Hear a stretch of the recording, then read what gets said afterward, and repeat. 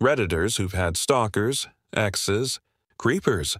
What's the craziest or scariest thing that ever happened to you? My first serious boyfriend stalked me for about 5 years after I broke up with him.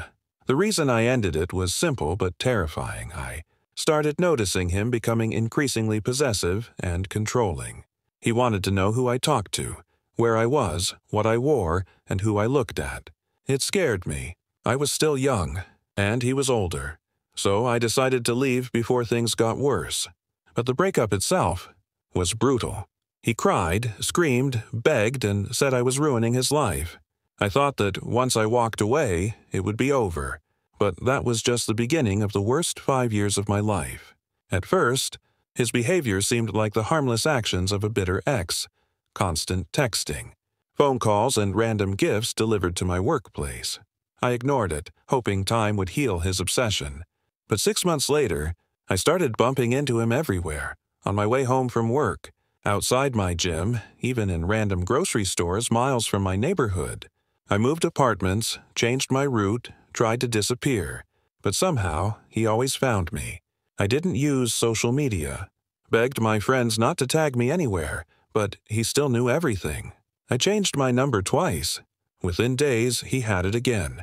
That's when paranoia took over. I started thinking one of my friends was betraying me. I couldn't sleep. I couldn't eat. I felt hunted.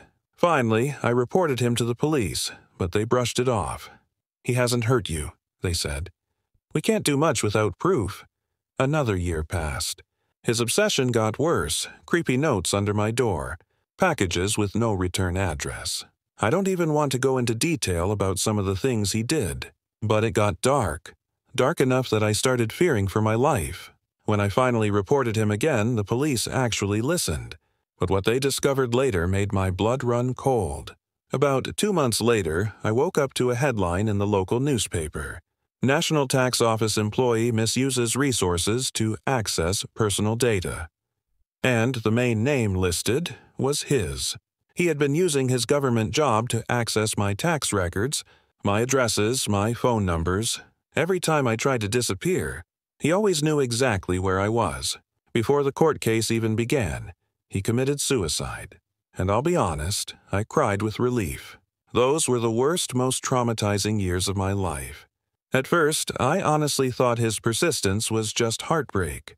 The endless texts, the gifts at work. Maybe it was his way of coping. Or maybe I just wanted to believe that. But the longer it went on, the more it twisted into something darker. After months of trying to ignore him, I started noticing him everywhere. On my way home, outside the grocery store, even once sitting in his car across from my apartment late at night. I tried to convince myself it was coincidence, that maybe he lived or worked nearby. But deep down, I knew better. So I moved. I thought changing my address would finally give me peace. I didn't even tell most of my friends where I'd gone, just in case. But 2 weeks later, I saw him again, standing at the corner of my new street, pretending to be on his phone. That's when the fear really sank in. I went to the police, desperate for help. But they brushed it off as no direct threat. They told me unless he harmed me or trespassed, there wasn't much they could do. I felt completely unprotected. So I moved again, this time across town. I changed jobs, my number, even my hairstyle. But somehow, he always found me. It started to feel supernatural. Like no matter what wall I built, he slipped through. I stopped using social media, begged my friends not to post photos of me, and refused to tag locations anywhere. Still, he knew where I was. The calls came from new numbers. The letters found their way into my mailbox. And I even began to wonder if someone close to me was leaking my information. The paranoia was exhausting. Every time I stepped outside, I scanned the streets. Every car that slowed near me made my stomach twist. I couldn't sleep. I couldn't eat. I couldn't even enjoy my own reflection anymore, because I felt like even that wasn't mine to have. Then came the breaking point, when I realized he wasn't just watching me. He was studying me. Every move I made, every change I tried, he countered it. When I switched jobs, he sent flowers to my new workplace the next week. When I got a new number, he texted it within days. That's when it hit me. This wasn't luck or guessing. He had access to something. official, something private, but I had no idea what. So I went back to the police one more time. This time, I refused to leave until they took my report seriously. They finally agreed to investigate, but by then I was barely functioning. My nerves were shot, my sleep was gone, and every noise outside my window sent me into panic. 2 months later, I woke up to see his name in the headlines. The article said several employees from the National Tax Office had been caught misusing government data, accessing personal files for non-work reasons. He was one of them. He had used his position to track my every move, every job, every address, every number, straight from official records. That's how he always found me. The thought of it made my skin crawl. Before the court case could begin, he took his own life. And I'm not proud to say it, but when I heard the news, I cried, not from grief, but from relief. 5 years of torment, of fear, of feeling hunted, were finally over. Those were the darkest years of my life, and even though he's gone, some nights I still wake up and check the locks, just to make sure no one's there. While my story finally ended in relief, not everyone gets that peace so easily. My ex once told me about a girl he dated who had a stalker too. For 2 years, this man terrorized her, calling from blocked numbers, following her car, waiting outside her work. Sometimes he'd just stand across the street and stare. He never spoke, never touched her, but his silence screamed louder than any words could. At first, the police said they couldn't do much. "He hasn't hurt you," they said. "We need proof." Proof? What more proof did they need than her shaking hands and sleepless eyes? The final straw came one night when her stalker kicked in her front door while she and my ex were inside. The alarm blared and the man bolted. But that was it. Another police report. Another, "We'll look into it." My ex wasn't the type to sit and wait anymore. He told me he wasn't proud of what came next. But in that moment, fear turned into fury. He said he couldn't stand watching her fall apart every night, terrified to even breathe near the windows. So they came up with a plan. His girlfriend would leave the house as usual, pretending everything was normal, while he quietly followed behind. If the stalker appeared this time, he wouldn't get away. It didn't take long. The man trailed her into town, watching from his car. When she walked into a pharmacy, he waited outside, engine running, eyes fixed. My ex snapped. Rage blinded him. He walked straight up to the car, yanked open the door, and dragged the man out. He told me, "I don't remember the first punch, only the sound." He beat him until the man's jaw cracked and blood hit the pavement. Then he leaned down and told him, "If you ever come near her again, I'll kill you." And that was it. The stalker disappeared after that night. No more calls, no more shadows in the dark, but even years later, my ex said he still woke up sometimes hearing the sound of the alarm that night. The rush of adrenaline, the violence he didn't think he was capable of. And the strangest part? The stalker wasn't an ex, or a jealous lover, or even someone close to her. He was just a random guy, a classmate from high school who'd developed an obsession that spiraled into madness. When he told me this story, I could see it in his face, the guilt, the rage, and the haunting realization that evil can come from the most unexpected places. Because sometimes monsters don't wear masks. They smile at you in class. They live down the street. They remember your face long after you've forgotten theirs. And that's what makes them so terrifying. Not all stalkers hide in the shadows. Some smile in your face, pretending to be harmless, while quietly memorizing every detail about you. There was this guy once, Asian, quiet, kind of shy, and he told me about a girl from high school who became obsessed with him after just one short conversation. She wasn't his girlfriend, not even a close friend, just a girl he spoke to once during lunch, but that 5-minute chat was enough to make her believe they were soulmates. At first it seemed like harmless attention. She'd wave at him in the hallways, wait outside his classes, or try to sit next to him at lunch. But soon it became something darker. One day, she handed him a small white envelope and whispered, "Don't open it until you get home." He said the way she looked at him, wide-eyed, smiling too hard, made him uncomfortable. So the moment she walked away, he opened it. Inside were pages filled with unsettling things letters written in perfect cursive about how they were meant to be together forever. There was a sheet of graph paper, both sides covered completely with his name. Every single square, dozens of hand-drawn hearts, and then a drawing of him, holding her, while his real girlfriend cried in the background. That's when he realized this wasn't a crush. It was an obsession. He tried to confront her gently, telling her to stop. But that only made things worse. She started following him everywhere. The cafeteria, the gym, even home after school. He'd look over his shoulder, and there she was, always there, smiling. When he ignored her, she began spreading rumors, telling people they were secretly dating, that he was just too shy to admit it. She even posted fake messages online pretending to be him, declaring his love for her. He told his teachers, but they brushed it off as teenage drama. He told his girlfriend, who tried to laugh it away until she started getting threatening notes, too. Things only stopped when the stalker finally turned her obsession toward someone else, a new boy, a new fantasy, and everyone thought it was over, but it wasn't. Years later, someone sent him a link online. Curiosity got the better of him, and when he clicked it, there she was, the same girl, in a low-quality video, doing porn. It wasn't just that she had chosen that path. It was that she had sent the link herself to old classmates bragging about it. She wanted them to watch, to remember her, to finally see her the way she always wanted to be seen. Wanted, noticed, unforgettable. He said he felt sick to his stomach watching it. Because in her eyes, even after all those years, that same look was still there. That same eerie smile, like she was still watching him through the screen. He closed the tab, deleted the link, and never spoke of it again. But the memory stayed.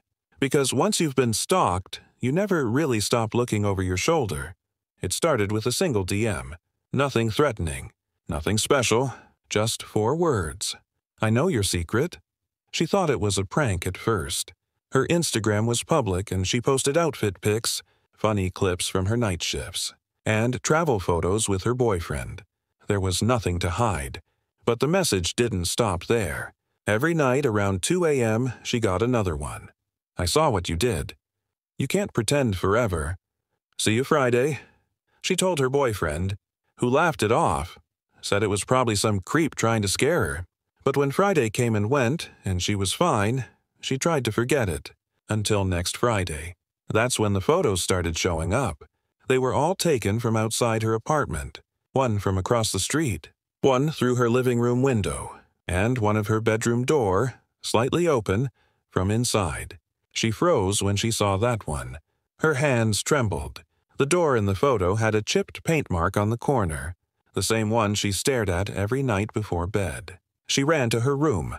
The window was locked, the door still shut. No signs of a break-in. But she didn't sleep that night. She went to the police the next day. They took a report, but said without proof of a break-in or direct threat, there wasn't much they could do. Probably someone you know trying to scare you, the officer said casually. That night she got another message. You shouldn't have told the cops. The text got darker. He described her pajamas, the way her hair looked when she got out of the shower, even mentioned what she'd eaten for dinner. She deleted her social media, changed her locks, moved in temporarily with her best friend. But somehow, he still knew. I like your friend's couch. See you Friday. Her best friend decided to set up a trap. They borrowed cameras from a tech-savvy coworker, hiding one in a lamp and another in a bookshelf facing the front door.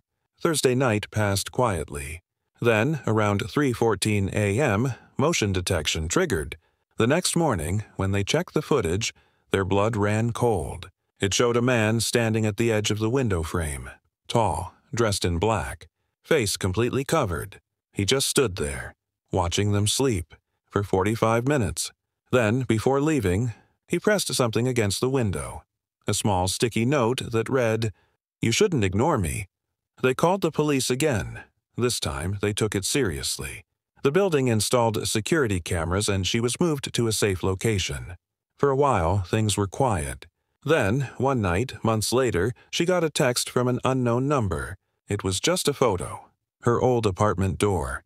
and underneath, written in black marker, one word. Miss me? She doesn't use her real name online anymore. She doesn't post photos of her home. And every Friday, no matter where she is, she can't shake that fear. That he's still out there, watching. For months, she tried to start over. New number, new apartment, new name on her lease. She even dyed her hair and stopped posting online completely. But the fear didn't go away. It just went quiet, until the whispers began. At first, she thought it was just her mind, the kind of paranoia that grows after trauma. But then she started hearing faint thuds at night, soft scratching, the kind of sound you'd mistake for pipes or mice, except it moved from one wall to another. Her new landlord dismissed her complaints. Old buildings creak, he said. But every night the noises grew bolder, closer, until one evening, when she dropped her keys near the floor vent, she swore she heard breathing. Her best friend came over that weekend with a handyman kit and a camera. They decided to pull the vent cover off, just to prove it's nothing. When the screws came loose, the air that hit them smelled wrong. Rotten wood, dust, and something sour, like sweat and decay. She shined her flashlight inside, and saw fabric, a piece of black cloth, like a torn sleeve. Her friend reached in and pulled it out. It was a piece of a hoodie, a black hoodie, the exact kind her stalker wore in that old camera footage. They both froze. Then her friend's phone buzzed. An unknown number, a text message. "Stop touching my things." They screamed, ran out, and called the police immediately. When the police came, they inspected the vent and found a hollow cavity between the walls, extending across several rooms. Inside were small items, empty water bottles, a disposable razor, candy wrappers, and her missing earrings, the ones she thought she'd lost months ago. Someone had been living inside the walls. The cops called in a search team. They found a hidden access panel behind the closet in her bedroom, covered in fresh paint. When they opened it, the space was empty. But on the floor lay a blanket, a flashlight, and a notebook. Inside the notebook were dates and notes about her. 2:14 a.m. She's crying again. Friday, she moved my note. Don't like the friend. Too loud. The last page read, she thinks she's safe now. But walls remember everything. The police believed he had been living there before she moved in, possibly hiding during showings and sneaking in through maintenance access. No fingerprints. No signs of forced entry. Just gone. She left that apartment the next morning. Never looked back. Now she sleeps with the lights on. No vents, no open closets. And every time she hears a noise at night, a creak, a whisper, a scratch, she tells herself it's just the pipes. But sometimes, she swears she hears someone breathing, right behind the wall. When she moved out of that apartment, she swore she'd never talk about what happened again. But trauma doesn't fade, it lingers. It hides in quiet rooms, empty hallways, and unanswered messages. For a while, she stayed with her best friend. Every window locked, every door double-checked. The police still hadn't found him, the man who lived in her walls. And that was the worst part, not knowing where he was. Then, about 6 weeks later, she got a letter in the mail. No return address, just her name written in a shaky hand. Inside was a single photograph. It was her, sleeping, from the same angle as her old bedroom. But here's the terrifying part. The picture was recent. She was wearing the same pajamas she'd worn last, Thursday, at her best friend's house. She ran to her friend's room, shaking. "He found me. He's still watching." Her friend froze, then said something that made her blood run cold. "Wait, only my mom and one other person know this address. The real estate agent who helped me rent this place." They called the police immediately. This time, detectives took it seriously. They tracked the letter, postmarked from a small town an hour away. When they raided an old storage facility on the edge of town, what they found inside was worse than any horror movie. Boxes, dozens of them, labeled with women's names. Inside each box were notes, photos, and items, toothbrushes, jewelry, scraps of clothing, like trophies, and in the corner, a makeshift bed. On the wall above it, a collage of photos, all of her. Her walking to work, cooking, laughing with her friend, sleeping, Every moment she thought she was alone. He'd been there. The man was arrested that night. Turns out he had been her old landlord's nephew, someone who had access to all the building blueprints and keys. When she moved into her new apartment, he had already been watching her online and managed to follow her through public records. He'd hidden cameras inside air vents and watched through the walls, convinced they were meant to be. The notebook they found in his hideout revealed everything. Every movement, every sound, every dream she'd shared online. "She doesn't see me yet," one line said, "but soon she will." After the arrest, she finally felt something she hadn't in years. Peace. But it wasn't total, because trauma doesn't end when the monster is caught. It ends when you stop being afraid of the dark. So she started therapy. She deleted every trace of her old online life. She adopted a dog, a big one, and learned how to use a camera herself. But this time the lens was pointed outward, not inward. And sometimes she shares her story with others online, because if someone out there is going through the same thing, feeling watched, unheard, or afraid to trust again, she wants them to know, you're not crazy, you're not overreacting, and your safety is never too much to ask for.